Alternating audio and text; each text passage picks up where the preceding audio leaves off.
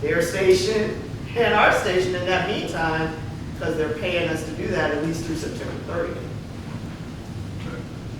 Monique, I might be able to help you. Okay. Coming from me, this, you're probably not going to like to hear this, but the reason the people are leaving your department is because you can't afford to pay them.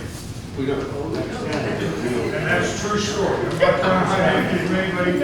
The reason they're applying with us is because we're going to pay more. So keep that in mind when you staff your people. Take care of your firefighters. They save your life. Don't forget ever that the next guy that walks in, it might be Jeff Metchigumba. Remember his face. He might be the last guy you ever see when it comes to your house. Just remember that. Take care of your people.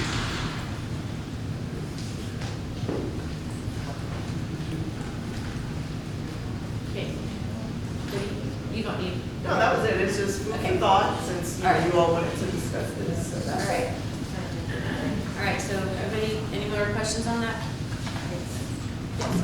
Can we, because I know they were mentioning with Arcadia and all those, the contracted ambulance. Can we utilize that? Would that offset some, if we use the ambulance service instead of paying, because obviously,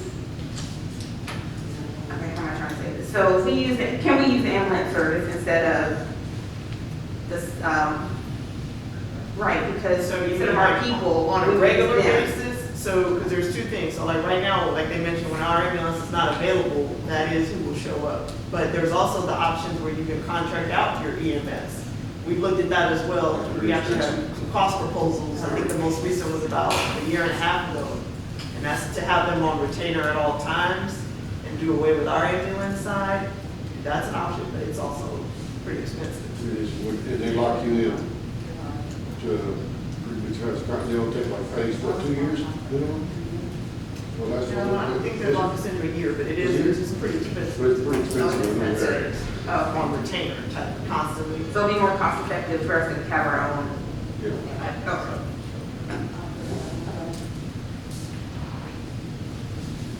Any questions? Nope. All right. Thank you, John. Thank you, Richard. Appreciate it, John. You good? Thank you, folks. If anything we can do, you know where we're at. We'll help you anywhere we can. It's good seeing you, Richard. See you later. Thank you. Thank you.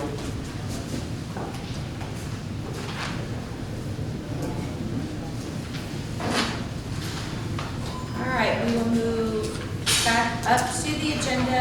We'll go to item, hold on, recess and All right. okay. All right. We will move to item 9D, update and discussion about the 2021 American Rescue Plan Act.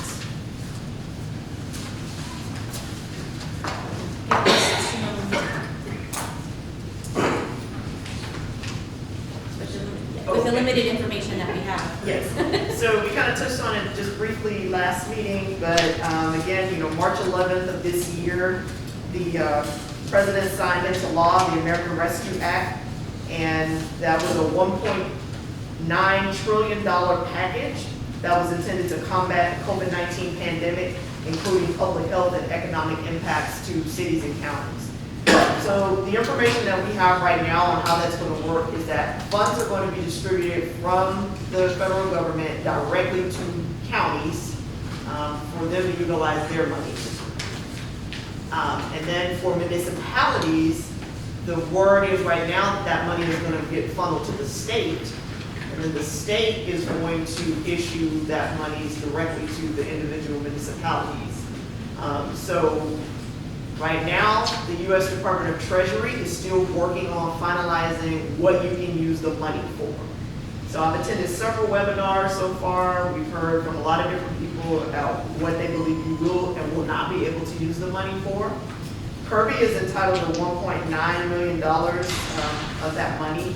What they explained to us is that you get your first half of the money by May 11th. That's your tentative date. And then you get the second half of your money 1 year after you receive the first half. The other question is, well, how are we going to get it? Is it just going to be direct deposited into our bank account? You know, what? We again, we still don't know. The Treasury is working out those details. But we do know that we will have until December 31st of 2024 to expend all of the funds. You have in your packet just a copy of what they are saying right now is allowable expenses. And one of those things they do talk about is employee pay. So kind of to answer your question about that is, I attended a webinar where they had an attorney speak to that who said, if the city manager can speak to the fact that the employees worked during the pandemic because they were essential employees, then that is an allowable expense to pay them for services. So my opinion right now would be, not knowing whatever the legal paperwork is going to be, but my opinion would be the city of Kirby never shut down services during the pandemic. We continued to work. Everybody was essential. Fire and EMS kept working, police kept working. Even when we were closed to the public, the administrative staff kept working, public works kept working the entire time. So if that's allowable, then if we determine in our next fiscal year budget, we were going to give an X% pay increase to all of our employees, then we know that that money can be used toward that in our budget till December 31st of 2024, after which time you'd be paying for it on your own. The other thing that they've been going back and forth about is infrastructure. So they're saying infrastructure is going to be an allowable expense. But what does that mean? They don't know yet. They don't know if that means that you can take a part of your money and pave a street. They don't know if that means you can take part of your money and renovate a city facility. They have no idea. They're just saying infrastructure will be an allowable expense of some sort. But the whole idea from what they're explaining is that that money is to help the city because of revenue that you lost during the COVID-19 pandemic.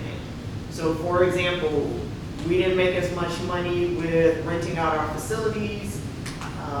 We had employees that were on quarantine. We may have had to bring in some other employees to cover overtime.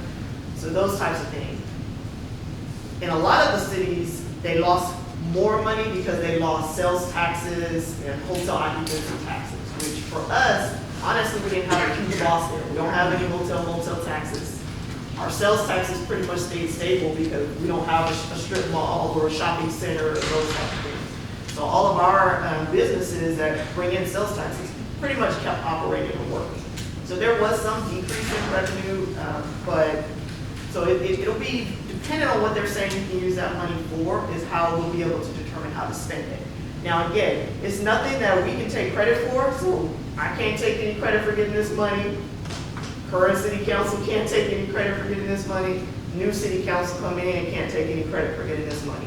All we'll be able to do after May 11th when we get this money is decide how council wants to allocate it. So that's just something to start thinking about now once we know the rules, how we want to allocate it. And again, with the understanding that you only have those in that time frame up until December 31 of 2024 to use it.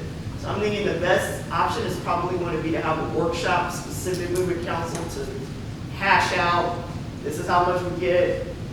This is, like I said, when we get the first half, when we're going to get the second half, what is it possible that you can use it for, and come up with some ideas of how you'd like to see it be used. But what's going to be the time frame for them to tell you what you can and cannot be able to use it for? They're working on it, sir. That's their response. So I guess we'll still be working on it. Yes, to do the mix.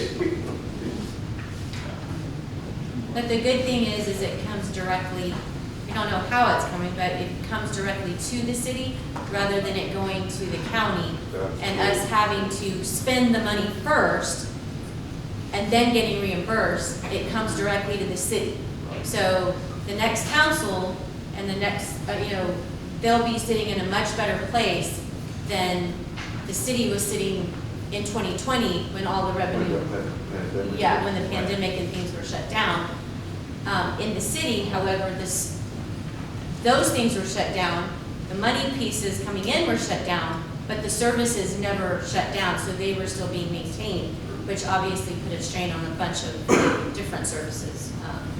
So that's a really good thing that it's coming directly to the city. And there was, during last year, when all of the meetings were happening, that was one of the main things that all the suburban cities were very adamant about, is the fact that we did not want to have to get the money from county.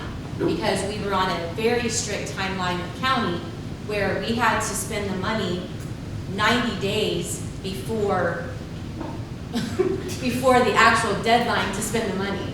Because county made all the suburban cities say you have to not until September 30th, although the actual plan didn't end until December 31st. And then it even got extended to 2021, a whole year, this year, but no, we've already spent the money. You can't use it. So it was a pain point for every suburban city that didn't have extra revenue, the ones that didn't have the EDC incorporations and those kinds of things. So this is a really good thing for the city. Any suburban city at this point that doesn't have to go through county, and the money is there to be spent to better those services and infrastructure, whatever the council decides, so. Because, and it's supposed to be by May 11th. It's supposed to, but I Yeah, don't which really is think like it's going to 900, happen. half of it is Yeah. supposed to be, which is like 950,000, so. The only other thing that I had not heard, and maybe Mary you heard, was that whatever you don't spend, are they going to take that back? They will, but you still have, but you have 3 years Okay. to 2024, but yes, they would want it back. But they also didn't say, if they said that you couldn't put it in pensions and things of that nature, but it doesn't necessarily say that you can't use it to accrue interest and, you know, things like that, that if you're, and I don't even know, as far as the financial part, I don't know if it actually has to go into a specific line item. You know, like when it comes in as revenue to come in, to show that that's what it is, I don't know. Yeah, they I have- haven't specifically said that, but that was one of the discussions in one of the Correct. webinars, was that it probably is better for accounting purposes that you put it all in one place. And that way That's you your can business, track, you put it in one because place. you can track it to see, Right. rather than it just going in the general revenue. Yeah. And then there was another discussion today, the Texas City Management Association meeting.